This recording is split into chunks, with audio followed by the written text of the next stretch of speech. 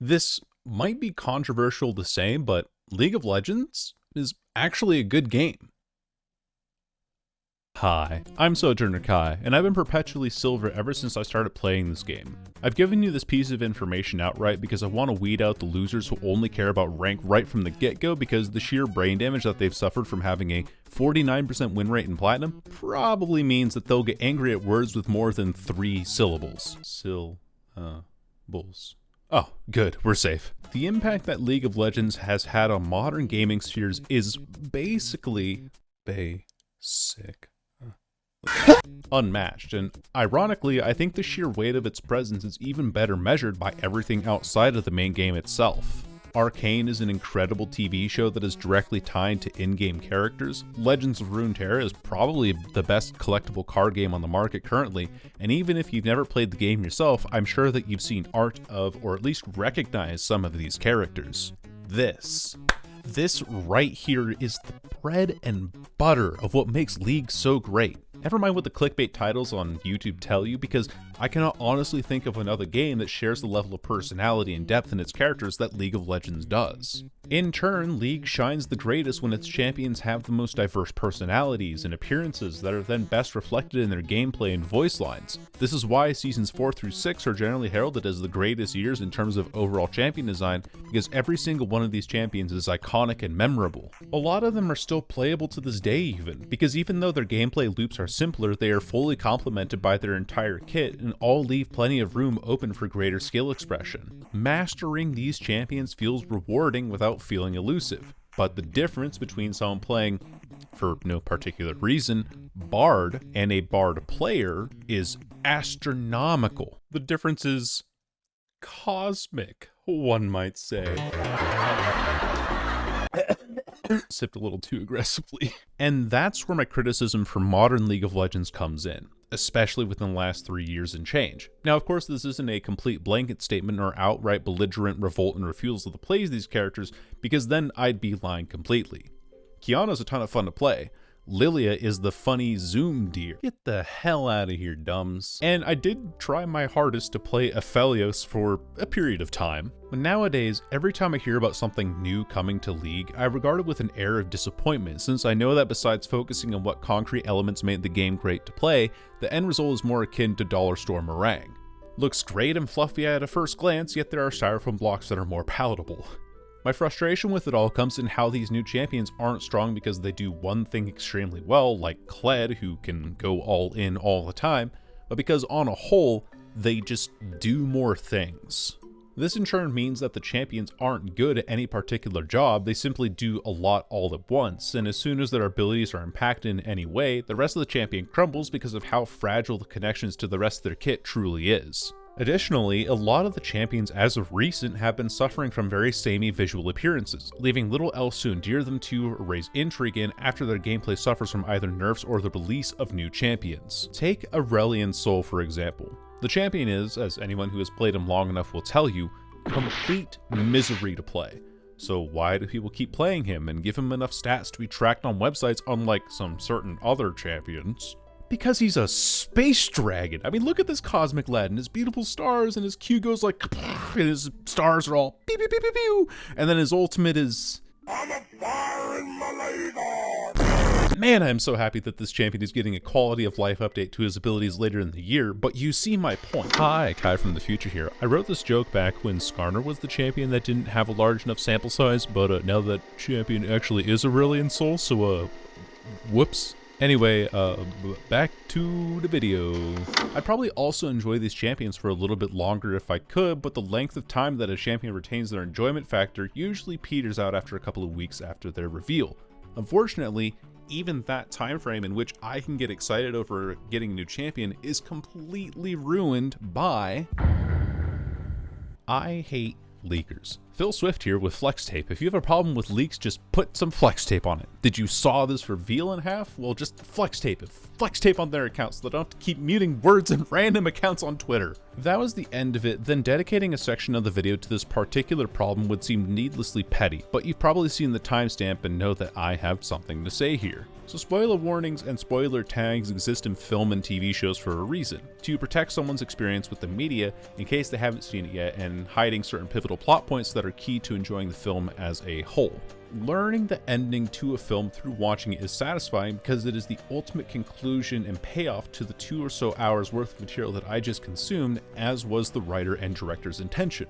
If I were to tell you the ending of Parasite outright, then I'd argue that the tension that the film carefully builds over its runtime would be completely wasted.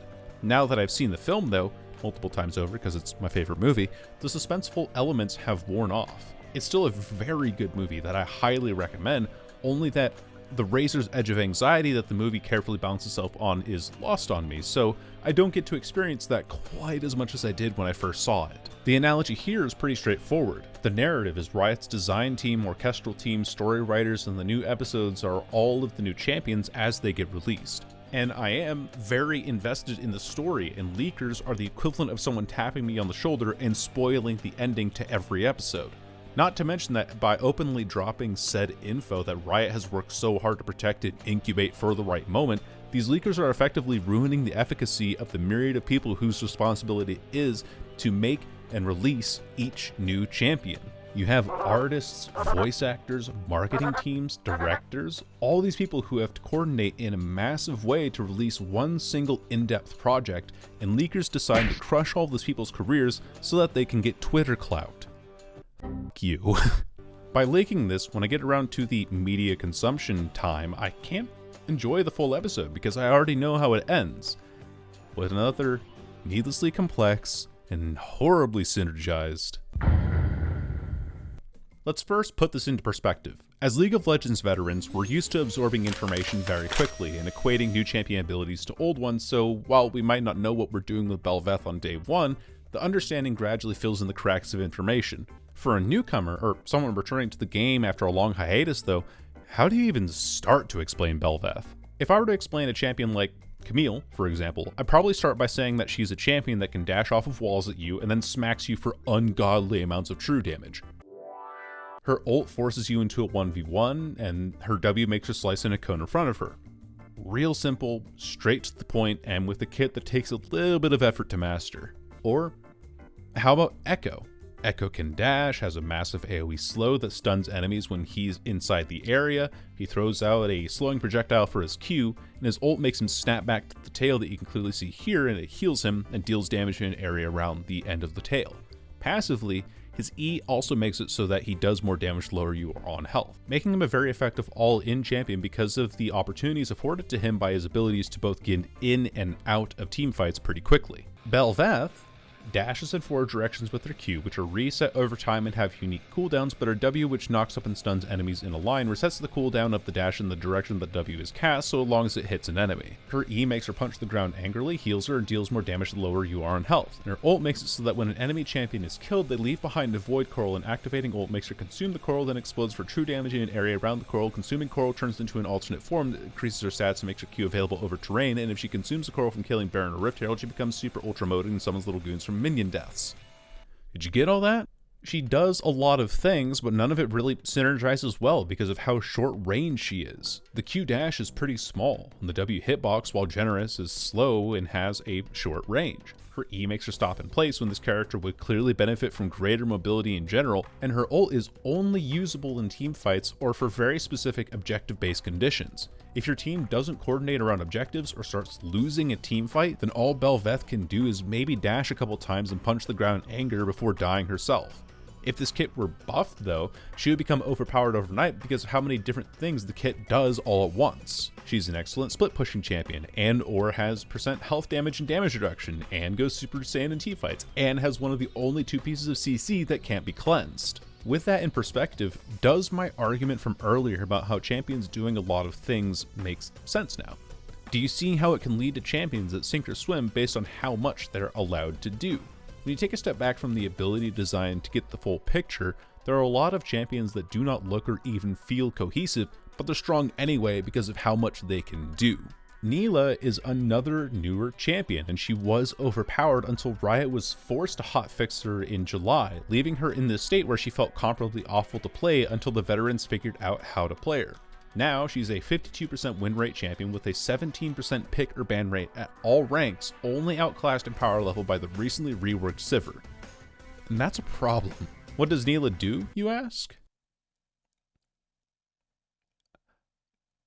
To put it in perspective, my friend and former boss Scooch took the first 16 minutes of his Nila video to talk about her passive and her Q alone. Oh no, but hey, at least the champion looks and sounds cool, right?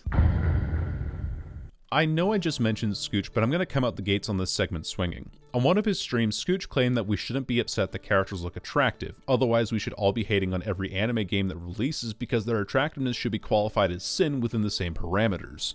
I agree with this point. I don't inherently hate Overwatch because of how most of its characters are generally attractive, and heck, I was even an avid Zarya player back in the day. I hate Overwatch because Activision Blizzard is the moral equivalent of a steaming pile of horseshit, and I refuse to forgive them for banning Blitzchung for standing his political ground. Glory to Hong Kong, you capitalist suck-ups. When it comes to character design, though, Overwatch has very clearly set itself up for this human versus machines version of Earth, and the characters in Overwatch have to reflect that world. Ariza and Wrecking Ball are the most non-humanoid characters in the game, but they still work and balance things out against the massive host of human characters. When Echo was released, I wasn't upset because, God damn it, they made another slim-bodied female android, how dare they? If Overwatch set itself up to be a universe with several diverse characters that can range from humans to robots, and every character released after the base game were, at its core, variations of female or male android character, then that would get frustrating. In the exact same way, I don't think anyone is arguing that having attractive characters in League of Legends is bad.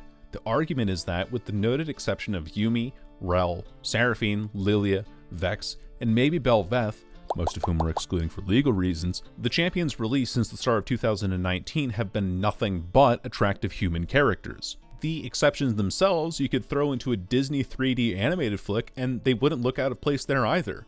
What's even worse, however, is that there's no variation in what makes these characters attractive, dumbing down their visual elements to be the most generically appealing champions that we can possibly have. All these characters have identical lean builds, with all the female characters having fairly slender limbs and heart or oval-shaped faces that all fit in the same mold. The male characters have slightly muscular limbs, and most of them are missing their shirts to show off that they have a great core workout. I'll repeat myself in saying that I don't mind these characters being attractive, as I'm sure that nobody else truly does, and that their looks didn't stop me from playing kits that I found enjoyable. I mind the fact that there's this massive world of Runeterra filled with an uncountable number of species and body types, and yet the best that Riot can come up with creatively is tied exclusively to identically attractive human, male, and female body types. It's not an argument against what is and isn't good looking, it's an argument against a lack of variation in a world that lends itself to being extremely varied. Yes, and I say that fully acknowledging how toxic the community is out the gates. Personally, I think that quitting or not playing a game because of a toxic community is a dumb reason, and it's worse than saying that you've grown bored or have no interest in a title, which are totally valid. Because no matter where you go in life, you'll always find somebody that grinds your gears or acts toxic towards you, and it's up to you to find the mentally stable people amidst all of that. What, am I going to stop flying in airplanes because of what they did on the 11th of September 2001? That's a bad one. Regardless of what I've said here about Riot's recent developments, the foundation filled with well-designed and easy to pick up champions is there. If you see some abilities or champions that look fun to you, who am I to stop you from enjoying your time? Play the game. Give it a whirl. And that goes for veterans of the game as well. Try playing something that you haven't done before, because there is a lot of enjoyment to be had in the over 160 champion roster that we have in the game right now. My overarching point is how I don't have great hopes for the future of the game. Given recent patterns, it seems to be falling into monotony, and there's nothing to be excited for in terms of its pro scene, since its pro scene prioritizes monetization and franchising over involvement. Or do the smart thing and play Legends of Runeterra. You get all the same champions, more expansive lore, and cosmetics that don't cost you $200 to roll on something that you possibly want to get. And it's all without the other players.